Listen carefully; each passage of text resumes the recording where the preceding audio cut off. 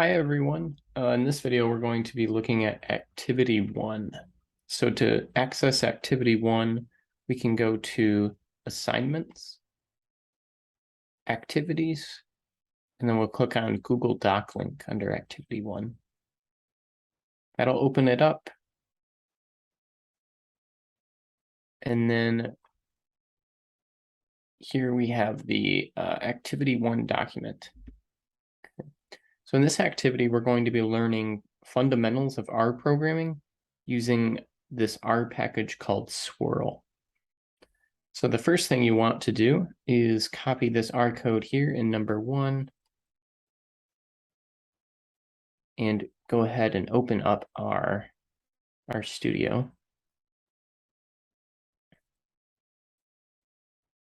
Okay. And you should see some sort of setup like this.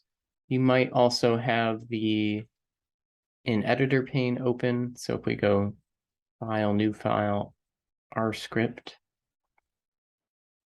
can have an editor window open up there. For this swirl activity, we're really going to be working just in the console this time. Although typically when we're programming in R, we would be working in this pane, this window. But for this video, we're just going to be in the console. You can clear the console, all the text in there, by clicking this broom icon. So feel free to do that periodically. You don't have to anytime, it's optional.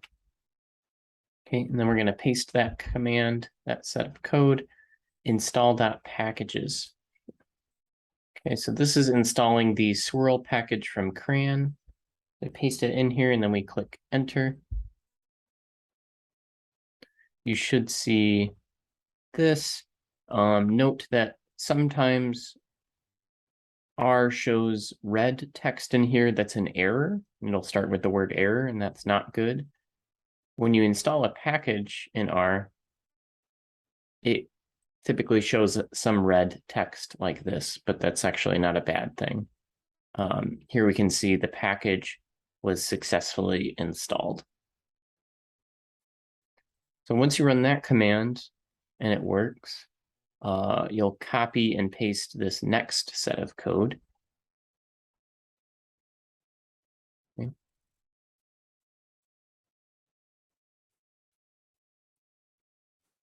And then hit enter. Submit that code. And this loaded the Swirl package and then installed the subcourse R Programming E. This is a Swirl specific thing just for this learning environment here that we're going to jump into with the Swirl package. But you should see a message like this that says course installed successfully after running these commands. So now that we've installed the necessary packages and subcourses, we're going to initiate the Swirl learning session. This is going to make available to us 15 different subcourses within this R Programming E module, but we're just going to complete the first 5 for this activity here. The first one's called Basic Building Blocks, and then the 5th one's called Missing Values. Okay. So we're going to copy this code again, paste that into R to initiate the Swirl learning session. And I'm just going to clear this out again before we do that to get a fresh console look here. Okay. And then initiate Swirl. So you can pick whatever name you want. I won't see this for your submission. So I'll just pick Andrew. And Swirl sort of will take your R code or text that you submit as input here. You hit enter, and then it'll give you some text as a response, saying some form of that's correct, or maybe try again, that wasn't quite it.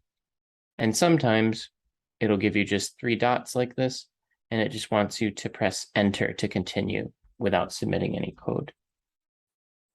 So I hit enter, And now the first one, we'll just hit 1 to continue. Although you could have hit any of those 1, 2, or 3. Okay. So I'm going to hit enter again. Although it's good to read the prompt each time. Okay. Once you see this section, you should see these 2 sub-courses, or these 2 learning modules.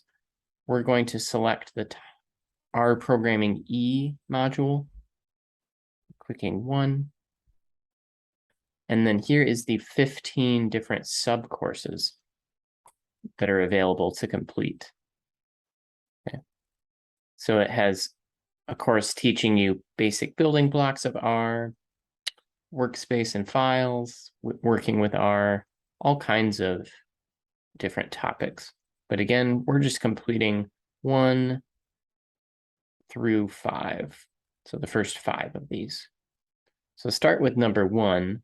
I'll show you how to complete number 1 in this video, and then you'll go through and continue with completing until you've completed all 5 for this activity. At the end, Swirl will message you back something here with 100% showing completion at the end of the 5th one, and then you will take a screenshot of that. However, you can take a screenshot. Snipping tool is a good tool on Windows machines to do that. You can search for it on the search bar here for snipping tool if you need to. On a Mac, it's slightly different, but there's a screenshot tool. Okay. And so that's how you will show completion for this activity, is taking a screenshot of this window here, showing the 100% complete in this window and pasting that in a Word doc that you will then submit via Blackboard. Okay. So first I'll show you just doing this first one, what that looks like. Okay. And I'll just go through it, but again, you should read the prompts between each of the steps of the subcourse.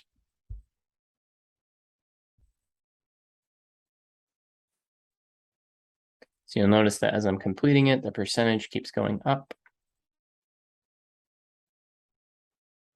And again, I would encourage you to read it. Don't skip through it quickly like I am here. Okay.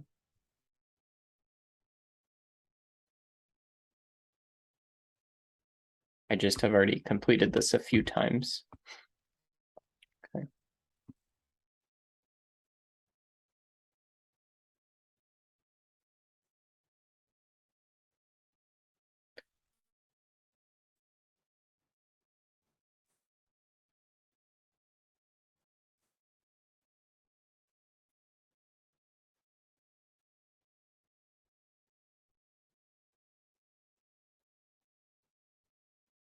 Okay.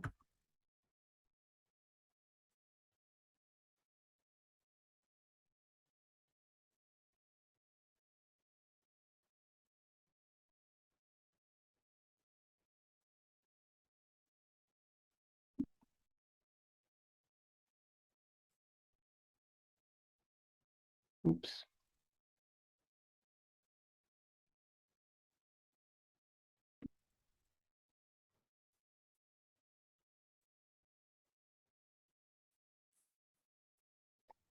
And again, I want to emphasize, I'm skipping through this quickly to show you what it looks like at the end, but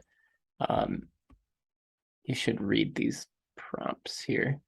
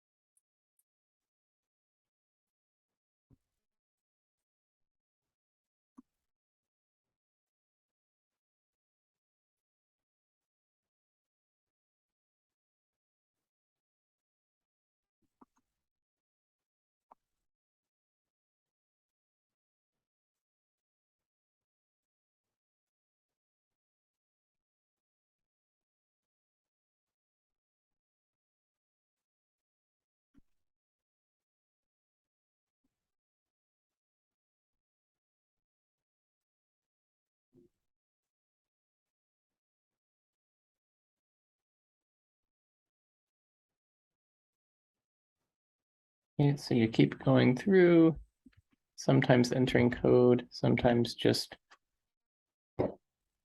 listening to the prompts, and then almost to 100% here.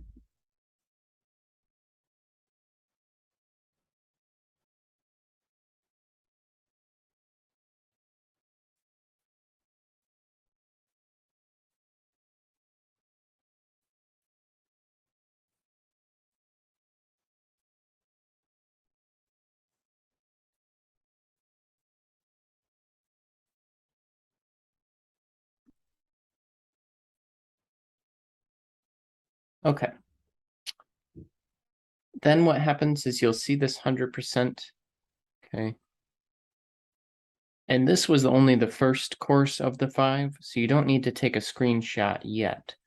But once you get to this point in the 5th subcourse, the one on missing values, you would take a screenshot of this console here, just like something like this,